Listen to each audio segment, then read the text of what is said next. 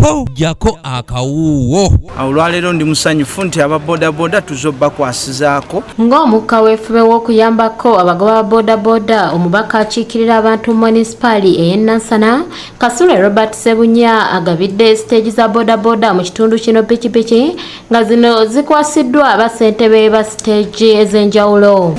Engalo bannange ne saavisi twagikoze.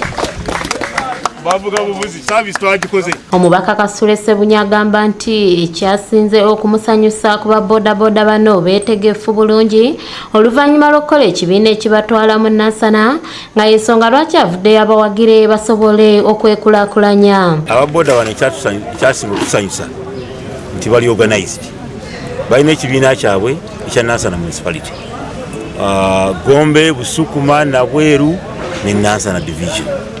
So abantu babeera organized bakuyamba okutuukirira.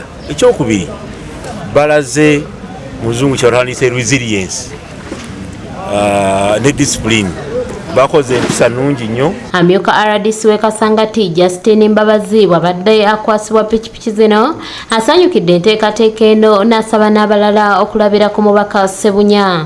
Tuli basanyufu nnyo era nga njagala okwebaza ennyo omubaka wa paalamenti Omubaka Kasule Ssebunya olaba nti tuzze wano okusinkana abakulembeze ba bodaboda ng'abakwasa epiki zeyabasuubiza era azhandinze over kubanga RDC abakyamani wa task force y'ensonga lwaki mbaddewo ozirisiivinga n'enzikwasa ababodaboda achievement nnene nnyo. Mbabazi era akubiriza ababodaboda okunyiikira okutereka basobole okugenda mu maaso n'okwekulaakulanya kubanga abantu balungi baagala nnyo enkulaakulana basajja n'abavubuka abakozi era n'olwo ensonga etubakubiriza olaba nti bodaboda ze bafunye olwaleero bazikozesa bulungi zibafuneko ennyingiza okulaba nti at least basevinge mu ssako yaabwe ya bodaboda era gye twatandikawo era tuli basanyufu nti ku puroguramu y'emyoga eya gavumenti pulezidenti gye yaleetedde abantu okulaba nti ne bodaboda yennamba eyasookeddwako wali. Ssentebe wa bodaboda mu Nansana munisipaali Kigondu Patrick ku lwa bodaboda agamba nti wadde nga abantu abamu babadde babeerabira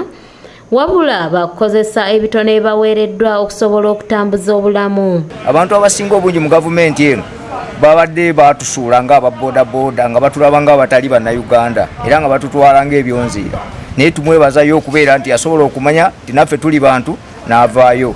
Ekyamazima tumwebaza kubanga asobodde n'okututika n'okutuwa entandikwa eya pikipiki zino. Omukubiriza w'olukiiko lwa division y'e Nansana Kasana Faizo akubiriza ababodaboda okukola ennyo ate n'obuteemalira ku mirimu gino okusobola okugaziya ebyenfuna byabwe. Mbakubiriza okukola ennyo ate n'okubeera nga tebabeera mu kifo kimu kulowooza nti nze nja kuvuga piki yokka kubanga nze obukulembeze bwa bodaboda obuli mu Nansana at least ntambula nabo mbalaba, naye bonna abakulembeze ba bodaboda mu Nansana baliko okweyagaliza bokka bayagalize n'abalala kubanga bo nga bachairperson alina edduuka eka mukyala we waatuula n'akola era covid bano abalala badde banyiga nga ye atuula ku dduuka n'akola ki. Matiya Sekanjako yakusakidde eggulire lino ku lwa ABS television okubeera nti entandikwa gye bafunye omuntu anaagaggawala teetaaga kawumbi ka ssente wabula osobola otutandika ne kino buli omu n'akifunamu. Luli twabawa obuwunga n'ebijanjalo leero boda